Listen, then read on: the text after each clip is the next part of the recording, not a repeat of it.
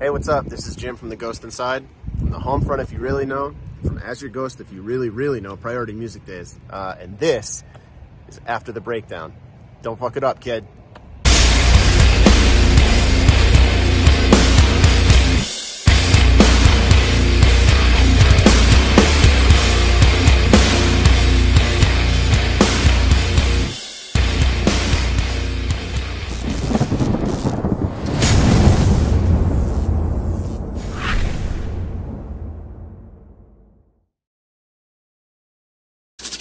Miyagi-san! We're back. We got a fucking insane episode for you guys. We got Jim Riley of The Ghost Inside. He's a homie from back in the day. He's from our town. And we couldn't think of a better guest to have on and really kick this shit off. For real. So, without further ado, Jim Riley, The Ghost Inside. All right. Dude, thank you so much for coming on, man. I appreciate this. My pleasure. To be honest, I'm bummed I couldn't come to the studio when I was in Massachusetts in September, but I was just super busy. What were you even home for? Played a little show. Oh, yeah. I went. I came home in July too. We went camping. We went to New Hampshire for like a week, and then I was home for like a weekish before and after the show in Worcester. Oh, okay. Hell yeah. Nice. Should I turn my Boston accent on for this? Might have to. Yeah. I'm sure by the end of 10 minutes of talking to you guys, I'm going to be through the roof. Yeah, it'll be back on. You're going to walk outside and look for a dunk. Yeah. Dunks and a Papagino's? Yeah, dude. Papagino's is like one of the first places I go to every time I come home, man. I'll do the steak and cheese. Is It's like where a it's New at. England staple. Dude, two slices and a Coke and I get a hot dog. I feel like I'm fucking 7 years old again. Hey, the hot dogs there are underrated. Yeah, for real. Hot dogs. I think they're the long ones Dude, too, they got aren't like they? burgers too, dude. They're bomb. I knew that. I didn't know about hot dogs though. Dude, burgers and hot dogs. I don't even get the pizza from there anymore. What if you get a hot dog today, guys? Should. Fucking can't go wrong. Absolutely. All right, want to hop into it? Yeah, we'll fucking get going. All right, fucking. Yo, so speaking of that show, you guys did a little haircut session on a fan. It's like- Yeah, we did. That's like the coolest shit I've never seen anything like that. How did that come about? Was that working with Idle Hand? You guys go and do that and come up with that and then just pick two people? Yeah, so like Idle Hand and Bostonian Barbershop, like I've known all of those guys for my whole life. You know, like Idle Hand is a bunch of Matty Arsenal from The Lost of Words. Bostonian is Eric Zaitz, who I've known since he was like fucking 14 years old. And part of doing this hometown show for me was like, we were going to try to bring in as much hometown stuff as we could last year when we originally had it planned. So, you know, I've been to a couple of other events where Idle Hand was cutting, and I was like, yo, we got to do something together. Like every time we used to come play Massachusetts or Providence, Matt Pinardi would come cut everybody's hair. So, you know, it's like, for me, this is a big part of my growing up in like the Massachusetts music scene is like all these dudes that are now part of this thing. So bringing it in, we wanted to get haircuts mostly. And, you know, like when they cut hair at a festival or something, like it's like a cool mixing pot of like, you get some artists, you get some fans. It's like a cool place for people to kind of interact, and like, you get that barbershop mentality too, where people kind of like, they tell the raw truth and like, you know, like you're just talking shop. So with COVID and all the restrictions around that, we really kind of closed off the backstage to everybody. Like, you know, I had 500 of my closest friends at the show, and we like let my mom and my pregnant sister come backstage, but basically like even my brother Sal, we told he had to sit outside and hang out. So you know, the best way to kind of bring fans into that was we found two dudes that were vaccinated and said, you can do anything you want to the side of my head. And we were like, you said anything. So yeah, we like shaved the little circle logo into their head, and then get the real barbers kind of faded them up so it looked like something, and then sent them out into the show.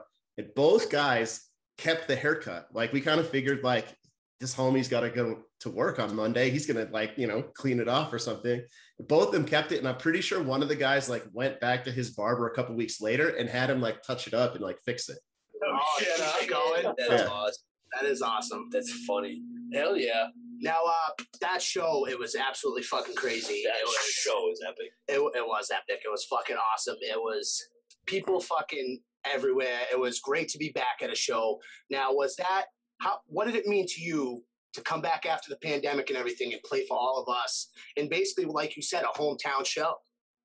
You know, I think you guys feel this too. Like, Worcester has a really special place in like the Massachusetts metal and hardcore scene. Like, we used to have New England Metal Fest there. I went to probably 10 years of that. Like, I saw Colin of Arabia, Death Before Dishonor, like all of our local hardcore bands I saw play like upstairs there. It's some of the most chaotic shows of my life. Absolutely. I saw, like even like sort of more metal-y bands. I remember seeing like Bleeding Through, Norma Jean, like Thursday in like Newfound Glory, and like so many big bands downstairs, like when they were first kind of like breaking out. And it was a really special place. Like you would see, and you still see it now, like when bands come to Massachusetts, it's one of the biggest shows on the tour, even though, Boston's not as big as New York or Chicago. Like there's just something about heavy music in Massachusetts that brings people out. So to have spent, I turned 40 the day before the show. I probably spent 25 years going to the Palladium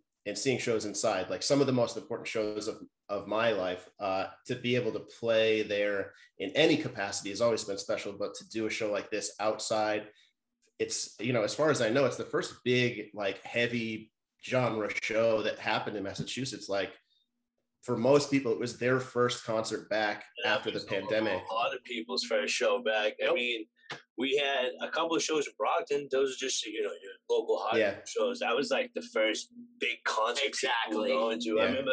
Yeah, the first concert, right? Exactly. It's not really a show anymore when you're like 20 feet away and there's pyro. But yeah, man, it was just really special. And like for me, I got to have my whole family there. I got to have, tons of people I know from my college years, tons of people I know from like my time playing in the home front. Even just the lineup, like being able to put a band like Every Time I Die, who to me are like one of the most important bands in all of our scene. The Acacia Strain, who like they're not from Massachusetts, but we claim them anyway. And then, like I think Currents is like one of the like cool upcoming bands, like pushing kind of the boundaries of where this genre is going. And Great American Ghost just fucking rips. Yeah, so good. Oh, so fucking good. Yeah. So yeah, especially coming out of the pandemic, before people have been to lots of shows, like it felt really special. And of course, it rained just during the Acacia Strain. Yeah. Like that was miserable. We were soaked. Yeah.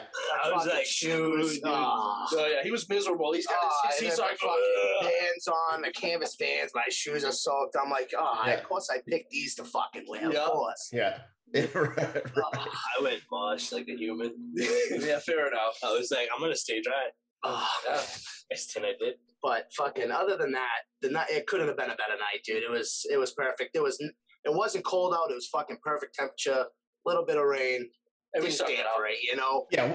Welcome to Boston, you pussy. Yeah. Exactly. You pussy. It was good. So, speaking of the home front, so you've been with the Ghost Inside for since like 2009. That's a good run. Fucking. How did you guys, get together? How did that come about? You joining into the Ghost Inside? That's a good question. I was going to ask that. So Vigil, who's still the singer of the Ghost Inside, and Aaron Brooks, who played guitar with us since right up till 2015, and he wrote the first 4 records. They played together in a band called A Dying Dream. Right. A Dying Dream played Romans in 2005 or 6. I think 2000. Yellow ones. Yeah, they came and they played like in December, January, like dog shit, ice, like just a terrible time of year on like a Wednesday night. And the dudes that were booking the shows at Romans hit up the home front and were like, yo, we need to get 50 kids out to this show to pay this band. Like, can you guys come play? And we're like, hell yeah. So we hit it off with the band. And I always stayed in touch with Vigil and Aaron.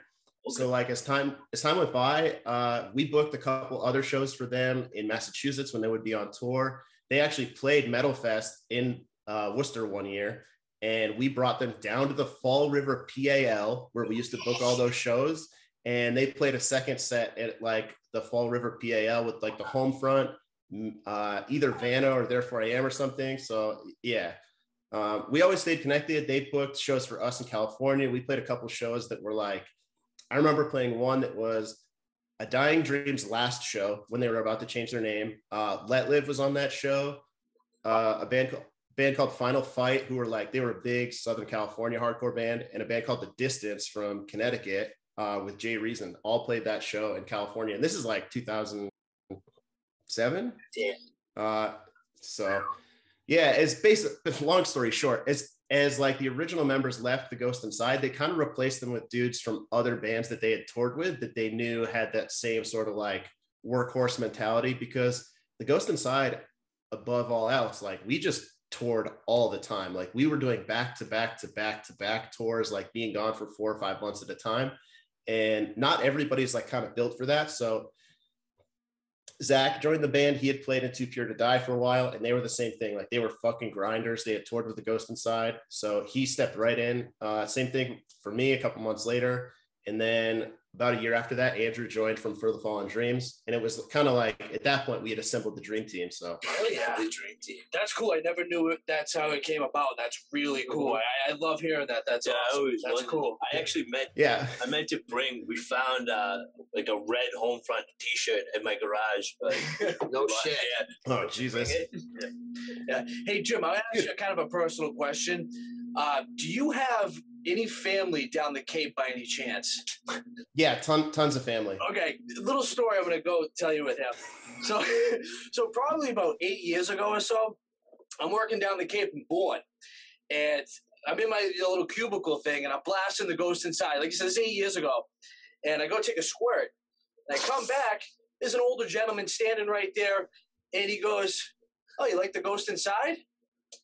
I said, what? So what, the guy that blasting? He goes, yeah, this is the Ghost Inside. I said, yeah, how the hell did you know that? He goes, oh, my grandson's in the band or whatever. I was like, what? So does Paul ring a bell? Paul? Oh yeah, Paul's my middle name is Paul. Yep. That's my grandfather. Oh my God, okay. I thought this guy was like screwing with me. That's fucking awesome. Yeah, because he was a pastor. And he came, oh yeah, the Ghost Inside. And I was like, no way, dude. Like, no way.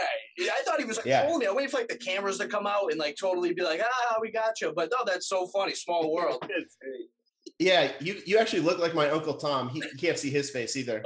But yeah, you don't want to. Yeah, my whole family's from Bourne. Both my parents went to high school there. A lot of their like siblings still live down there. So I go to Bourne. I can go over the bridge, turn right at Dunkies every time I come home to see my mom's parents. That's awesome. Yeah, it was right at Pocasset. Beautiful area down there too. Oh yeah. Yeah, that's so fun. Yeah. Small world, man. I've been waiting years to ask you that too. I'm like, is this real? Is this guy busting my balls? That is. Yeah. My dad's father was in the Air Force, so he was stationed out at Otis, and my dad was born in Bourne underneath the Bourne Bridge. Like in the kitchen of his parents' house, because he was in a rush. So of course, my dad, the original dad joker, anytime someone's like, "Oh, where were you born?" he'd be like, "Born? Born? Born?" Just like sandwiches right next door. It's weird. Yeah, exactly. I actually went to like the sickest shows ever to it. That's like way down there, like past the bridge. Yeah, that's a little off the grid.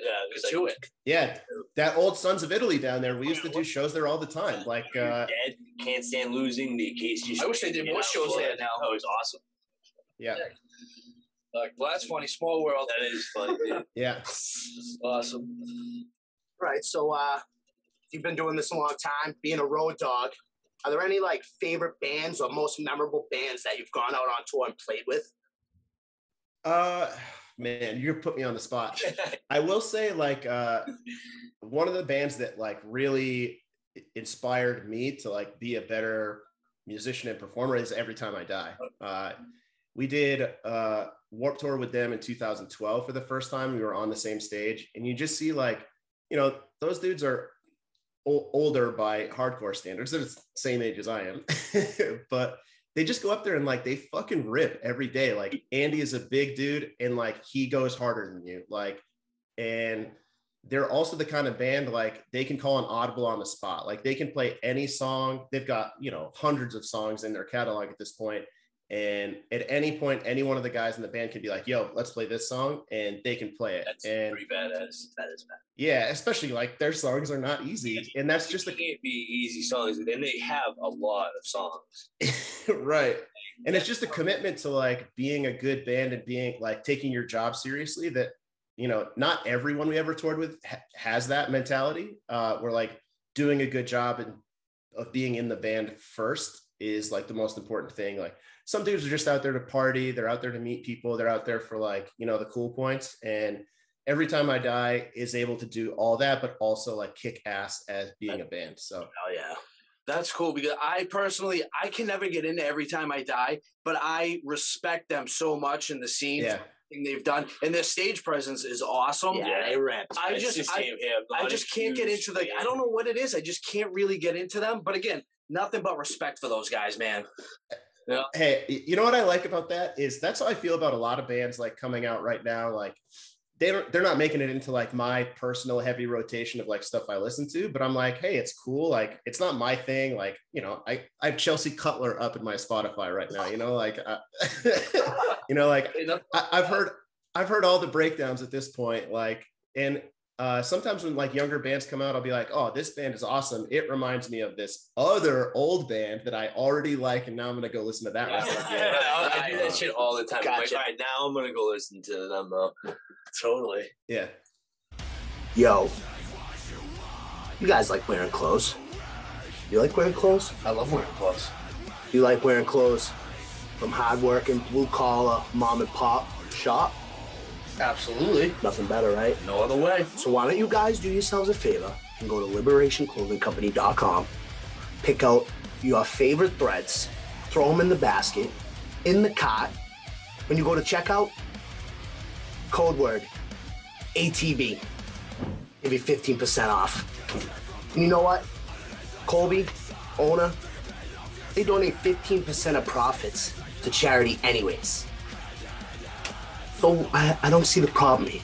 I don't understand why you're not already online, already on your phones.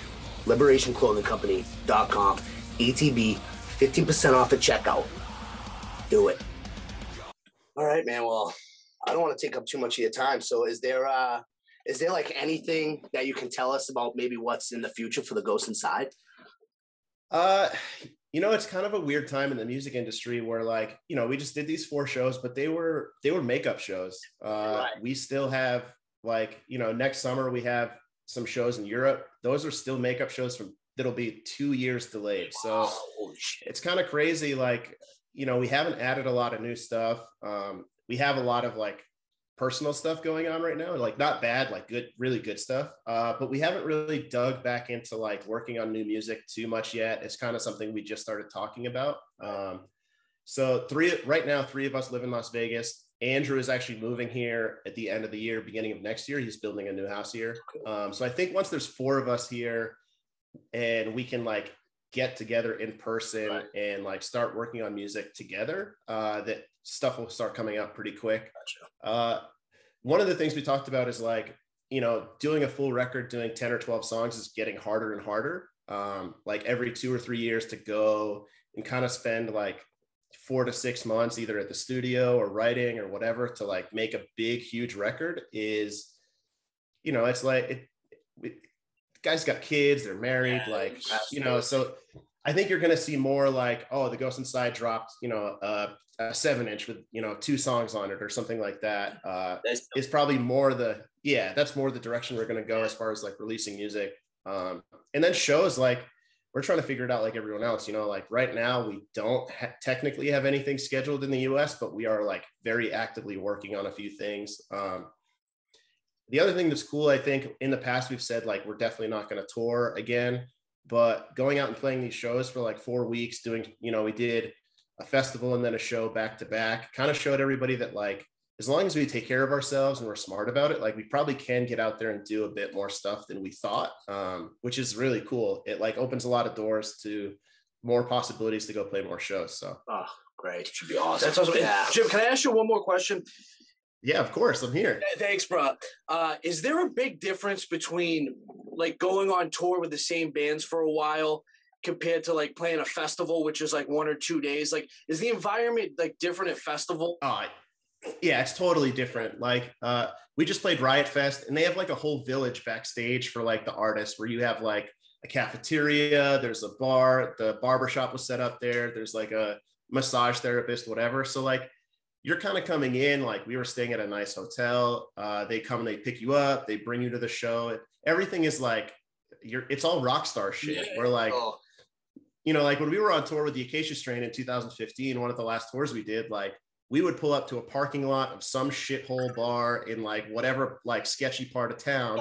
And we would park our vans like, you know, a couple spots apart, side by side, and just open the doors and pop up a tent. And we would hang out in the parking lot of these like, you know, fucking sketchy strip malls, like wherever we were playing a show.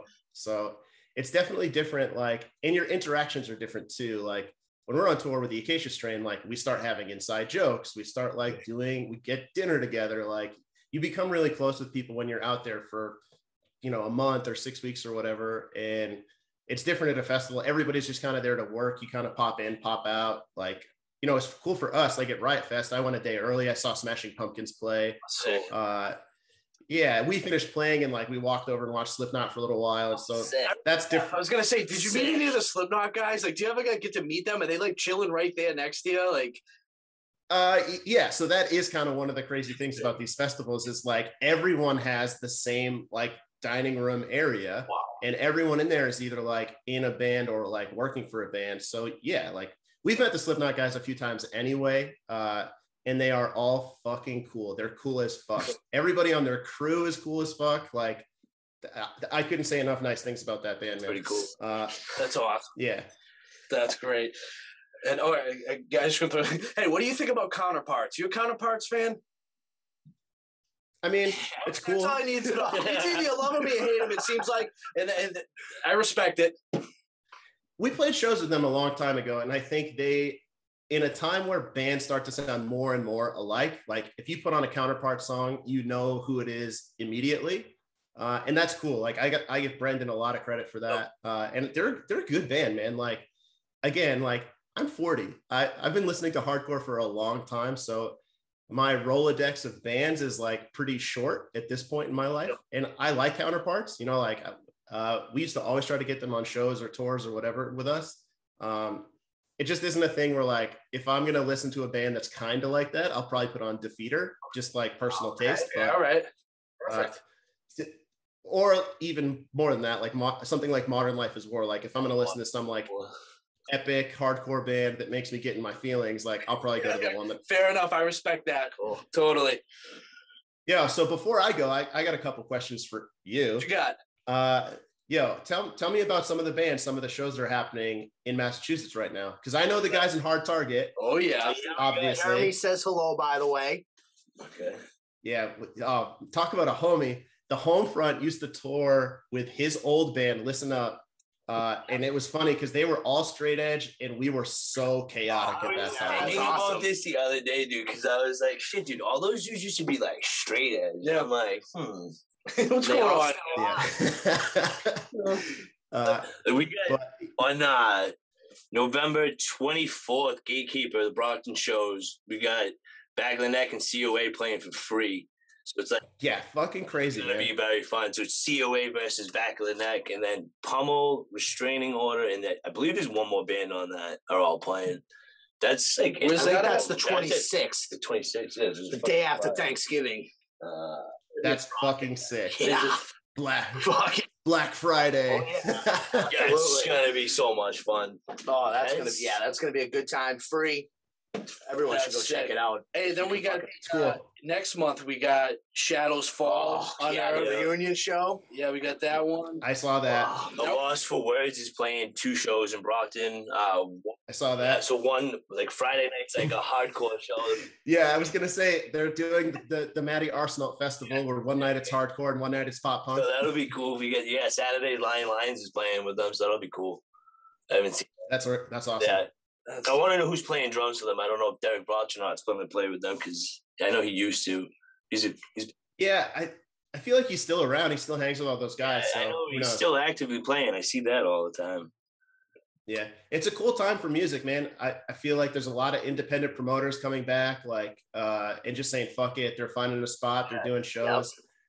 There's it's young kids too. Like I said, I'm a few generations removed from the new hardcore stuff, but all these kids, 16, 18, 20 years old, like doing shows, throwing guerrilla shows.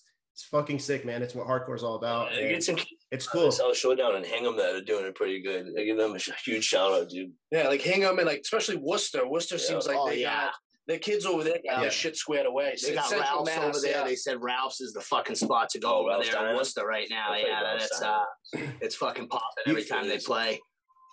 You guys fuck with that Wisdom and War band? They're all right. Yeah. I listen to. They come up on my Spotify. Yeah. Yeah, we know. Yeah, a couple of them. Yeah, they're kind of new. They're kind of new metal. That's kind of my shit. Yeah. Okay. So sick. So have you always been like a new metal guy? Kind of. I think I kind of always came. I grew up in the '90s, so like I grew up listening to like Korn, Deftones, Limp Bizkit, Pantera, and like metal was mainstream then. Like metal was on fucking TRL when you got home from school and shit. So ball. Yeah, exactly. I was actually talking about like Headbangers Ball in 120 minutes with someone recently, and like, I wish that like that still existed so we could get a video on it. We should bring like an right? Yeah, they didn't know what it was, and I was like, oh man, we're like, that's a shame. So, what did you think of Limp Bizkit? It's funny. It's like it's not the worst thing they've done, but like. Definitely not. I don't think it's meant to be taken seriously. Yeah, right. Do you guys ever watch that? Wes Borland does that Space Zebra like Twitch podcast thing with a couple of people. No, I'd love to see him do something though. He's weird on that, but like, and I feel like the record sounds like how he is. Gotcha. I like take that on now. Now I have to watch him because he seems like a weird dude. So he's the. Cool. What's funny is like he has this whole like guy in Limp Bizkit persona, and then when you meet him not in Limp Bizkit, he's like so sweet and so like he's really like smart and artsy and stuff. And but he like puts on that personality for the band. It's great. I could definitely see that him being like. Because the Nazi Fazi type. You can tell with all the intricate face paint. It looks like that shit is. I like that. Sick, boys. Fuck yeah. Thank you so much. This was awesome. Yeah, thank you so much. This was awesome, dude. We appreciate this so much. Seriously. Dude, it's my pleasure. Next time you got to keep that Donkeys on the table, though. Try to get that sponsorship. Oh, shit. Well, this one's, I kind of feel like like a fraud because this is Honeydew right here. This isn't even fucking Dunks. Wow. Mary Lou's cup over there, too. So I'm representing it all over here. Yeah. I'll tell you what, there's no place like Mary Lou's out here where you can go get a like mocha frosty Lou or something. Just get your day juiced up. Just get your day juiced up. Just have a nice milkshake right in the morning. Oh, there's nothing better. Oreo Cookie Monster. So good. Dude, when I used to drink, I used to get those hungover Oreo Cookie Monster. Those hit. Fucking awesome. Sick. Perfect. Hey, the last thing I want to say is it's fucking cool that you guys are doing this. Like I've known all you guys a long, long time since you were actual children. Yeah. And seeing you be men now, but also, like there's not a lot in this for you other than the joy of getting to sit around, talk about music. And it's fucking cool, man. I love what you guys are doing. You're doing it for all the right reasons. And, hopefully it takes off and you can get a nicer studio. Well, I appreciate that so much. Yeah, this is my basement. So I got fucking 4 kids running around upstairs right now. I'm like, you got to keep them all the way upstairs. Bring the dog up. We can't have them barking or anything, but definitely a new studio is definitely on the horizon. I'm teasing, man. It looks dope, and it looks like 3 homies hanging out. Also, do you need me to send you like a box of condoms or something, man? 4 kids is a lot of kids. I'm done now. I literally just made the appointment. It's over, dude. I can't handle another one. They drive me nuts. Oh, I love it. Drive me nuts. Let me send you a box, he says. Oh, man. Yeah. But the kind words, dude, I appreciate that so much. It's a long time coming. These guys made it happen with me, dude. We appreciate that, dude. Thank you. Yeah, it wouldn't happen without guys like you taking the time out of your day to come on and talk with us, man. So we appreciate it so much. Absolutely, really do. 100%. Oh yeah, now it's just a fucking circle jerk. So I'm out of here. Thank you, Jim. Love you, boys. See you soon. Thanks, man. Later, bro. Awesome. Bye.